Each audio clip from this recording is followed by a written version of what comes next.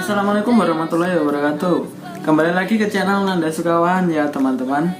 Kali ini kita akan membahas mengenai jenis-jenis arsip dan siklus hidup arsip teman-teman. Untuk kalian yang sudah tahu mengenai jenis-jenis arsip dan siklus hidup arsip, bisa skip video ini. Dan untuk yang belum tahu atau ingin menambah wawasan mengenai jenis-jenis arsip dan siklus hidup arsip, bisa tonton video ini selengkapnya. Nah, untuk jenis-jenis arsip itu dibedakan menjadi 5 teman-teman. Ada 5 jenis-jenis arsip berdasarkan kriteria-kriteria masing-masing. Untuk yang pertama, ada jenis-jenis arsip berdasarkan sifatnya, yaitu yang pertama ada arsip tidak penting.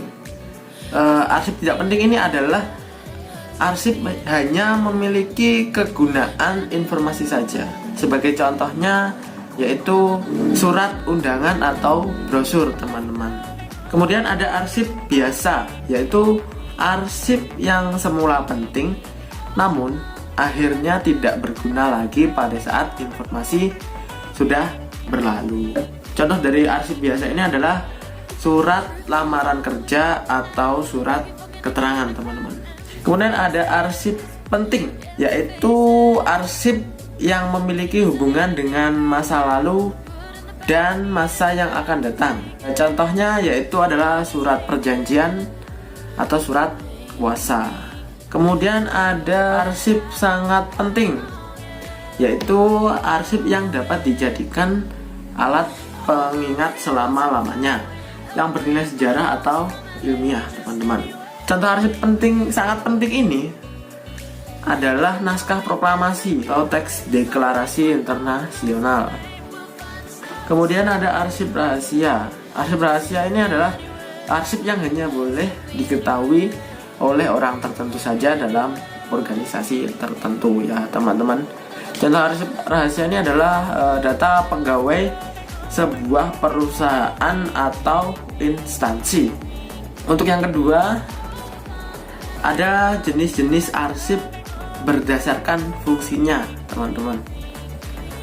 Untuk arsip berdasarkan fungsinya ini adalah yang pertama yaitu arsip dinamis. Arsip dinamis yaitu arsip yang digunakan secara langsung dalam kegiatan pencipta arsip dan disimpan selama jangka waktu tertentu.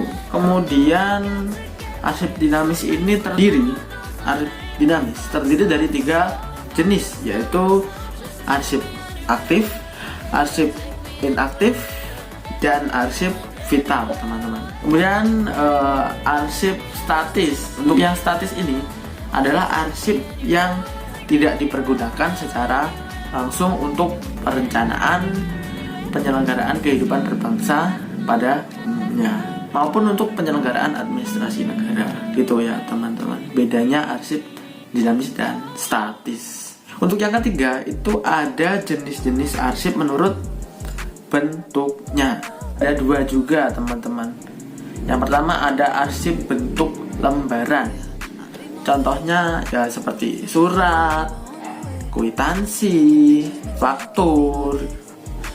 Dan untuk yang kedua ada arsip tidak berbentuk lembaran, seperti disket, flash disk, CD, dan DVD.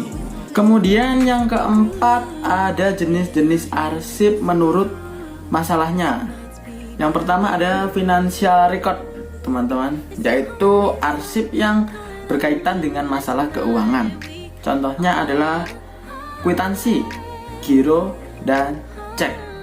Kemudian ada inventory record, adalah arsip yang berhubungan dengan masalah barang inventaris.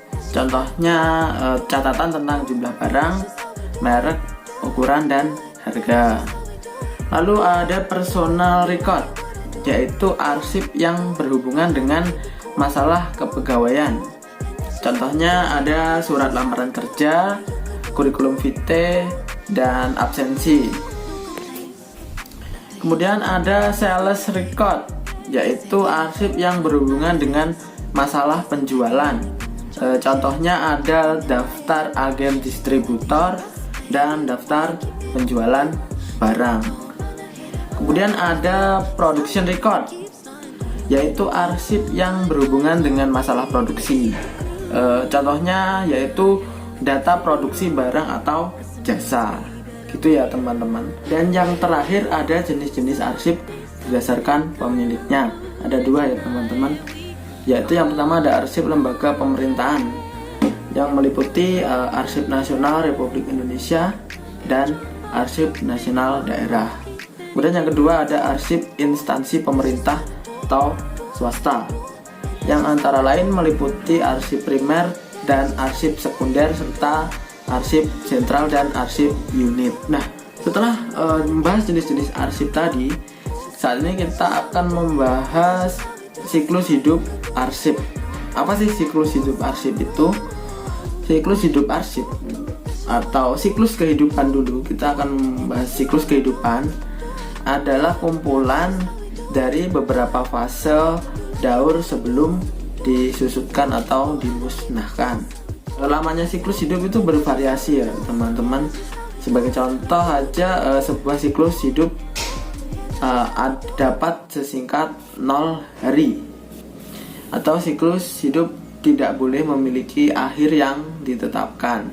Masing-masing tahap siklus kehidupan berlangsung selama jangka waktu tertentu dan menunjukkan suatu kegiatan pengelolaan catatan khusus bahwa administrator arsip kinerja di awal atau di akhir fase.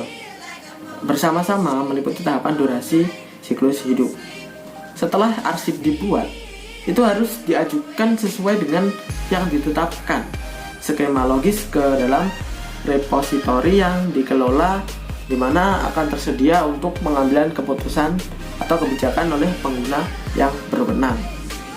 Ketika informasi yang terdapat dalam arsip tidak lagi memiliki nilai langsung, catatan data yang akan dihapus dari aksesibilitas aktif. Tergantung pada dari arsip tersebut sih. Dengan demikian hasil dari suatu arsip adalah baik dipertahankan, ditransfer, diarsipkan atau dihancurkan.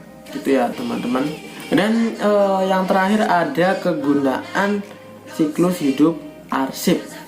Record management adalah sebuah cabang khusus dari pengelolaan dokumen yang berhubungan dengan informasi yang melayani sebagai bukti dari sebuah organisasi kegiatan bisnis. Record management mencakup seperangkat praktek-praktek yang diakui berkaitan dengan siklus hidup informasi, seperti mengidentifikasi, mengklasifikasi, pengarsipan, melestarikan, dan menghadirkan catatan ya teman-teman. Siklus hidup merupakan titik awal untuk pembuatan sebuah program pengelolaan arsip teman-teman. Tanpa hal itu, program pengelolaan arsip tidak akan dikelola atau tidak akan berjalan dengan baik. Tools, sistem, dan prosedur yang dikembangkan untuk mengelola setiap fase siklus kehidupan. Sebagai contoh, file rencana dan sistem pelacakan membantu mengelola arsip aktif dan semi aktif.